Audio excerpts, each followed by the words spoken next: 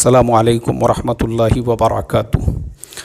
मोहतरम भाइयों, बुज़ुर्गों, दोस्तों, हमारे लिए बहुत बड़ी खुशकिस्मती की बात है इलाक़े मराठवाड़ा की मशहूर व मारूफ़ इल्मी हस्ती हज़रत मौलाना अब्दुल जलील ताबिश साहब मदरसा इहयाउल उलूम मुहम्मदिया जिंतूर ज़िला परभनी के आप मोहतमिम हैं, जनरल सेक्रेटरी जमीयत उलमा मराठवाड़ा।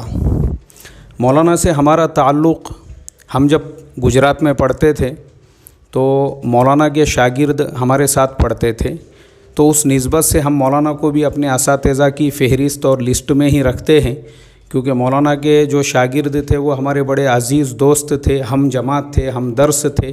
तो उस वजह से मौलाना का अक्सर गुजरात आना जाना होता था, तो उस मुनासिबत से हमारी भी मुलाकात होती थी और मौलाना की नसीहतें उस ज़माने से हमको सुनने के लिए मिलती थी। तो मैं समझता हूँ बहुत सारी निस्बतें हैं। आज बड़ी खुशकिस्मती की बात है हमारे लिए कि माशाअल्लाह पूना हज़रत मौलाना की तशरीफ़ आवरी हुई और उसी मुनासिबत से हज़रत मौलाना हमारे ऑफ़िस तशरीफ़ लाए। ये भी हमारे लिए बड़ी खुशकिस्मती की बात है। हम ये चाहते हैं कि हज़रत मौलाना हमारे लिए चंद नासिहाना कलिमात फ़रमाएँ, जिसको मेरे जैसा तालिब इल्म ये समझे कि भाई मुस्तक़बिल में मुझे इन बातों को अपने सामने रखना है, अपने असातिज़ा के जो नसीहतें हैं और उसकी रोशनी में काम करना है। तो ये जो कलिमात मौलाना के रहेंगे, मैं ये समझता हूँ सबसे पहले तो ये मेरे लिए है और दूसरे हमारे जितने भी लोग हमसे जुड़े हुए हैं, हम चाहते हैं आप तक भी ये बातें पहुँचे, ताकि आप इतने बड़े बुज़ुर्ग और इतने बड़े आलिम दीन और इतने बड़े अल्लाह वाले, जिन्होंने अपनी ज़िंदगी का एक बहुत बड़ा हिस्सा तालीम व ताल्लुम में गुजार दिया है, उनकी बातें हमारे लिए राह रोशन साबित हो। तो मैं हज़रत मौलाना से बड़े अदब से दरख्वास्त करता हूँ कि अपने कलिमात से हम तमाम को अपने नासिहाना कलिमात से हम तमाम की रहबरी और रहनुमाई फ़रमाई।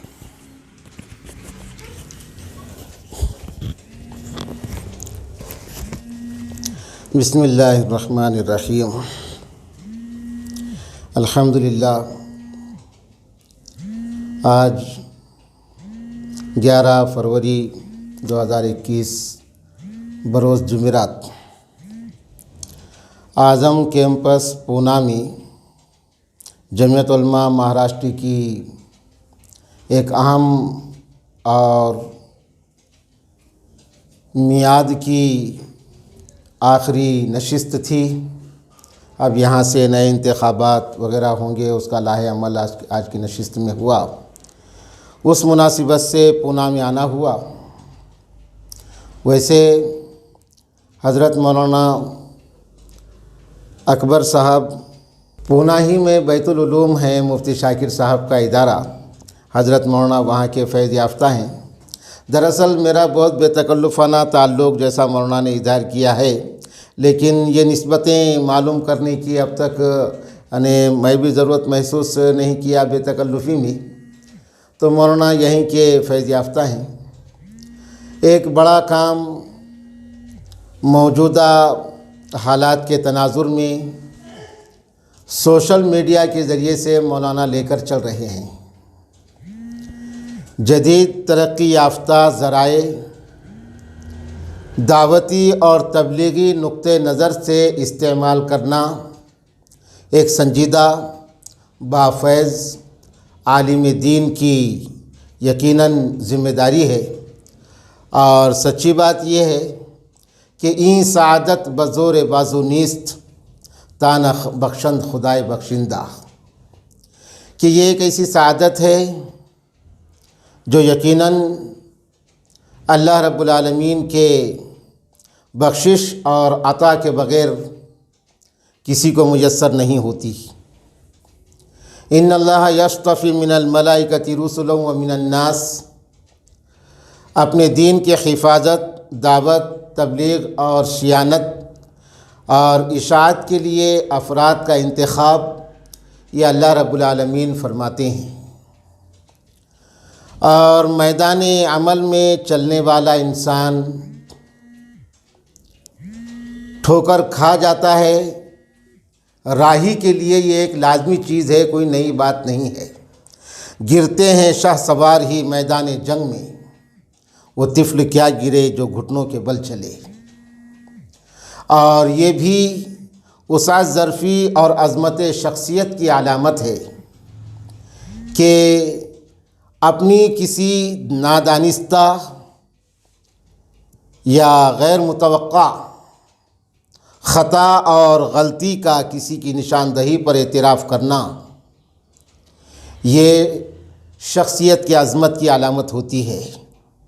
یہ ساری چیزیں حضرت مولانا اکبر صاحب بیتی میں پہلے سے دیکھتا ہوں، اور یہی اخلاق کی بلندی اور ضمیر کی پاکیزگی ہے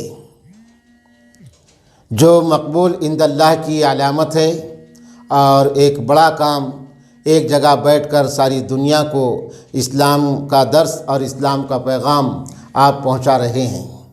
میں اپنی طرف سے رحابت صدر اور کشادگی قلب کے ساتھ اصلاح معاشرہ فاؤنڈیشن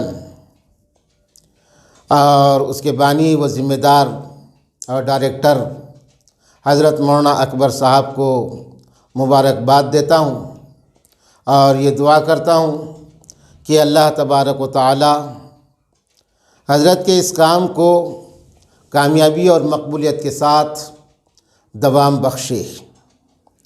تمام ہی قابل اور صلاحیت مند اور جدید آلات سے واقف علماء کرام نے اس جانب توجہ دینا یہ وقت کی اہم اور بڑی ضرورت ہے۔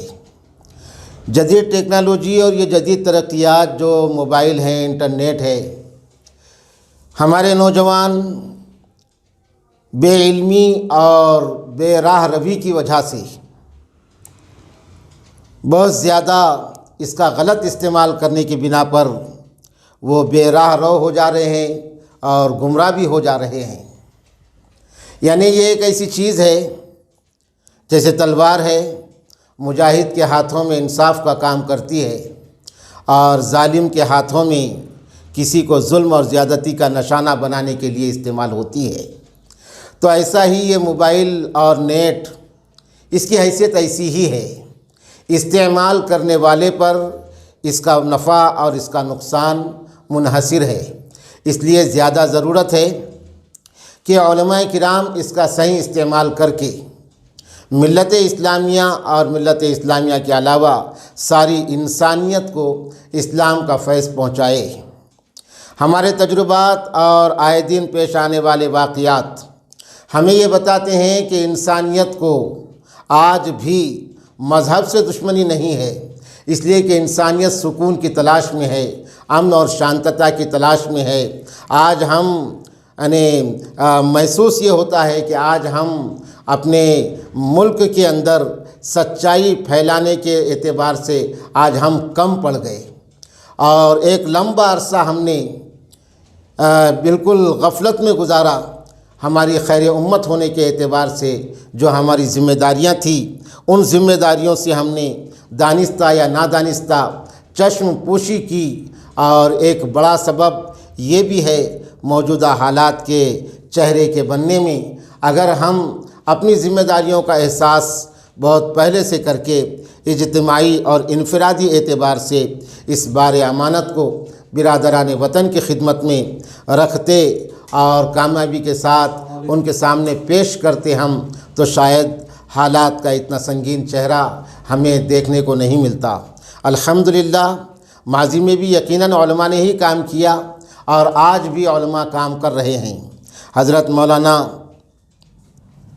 کلیم الدین صدیقی یہ اس وقت بہت بڑا کام کر رہے ہیں برادران وطن میں اسلام کا بنام انسانیت کا پیغام یہ پیش کرنے میں۔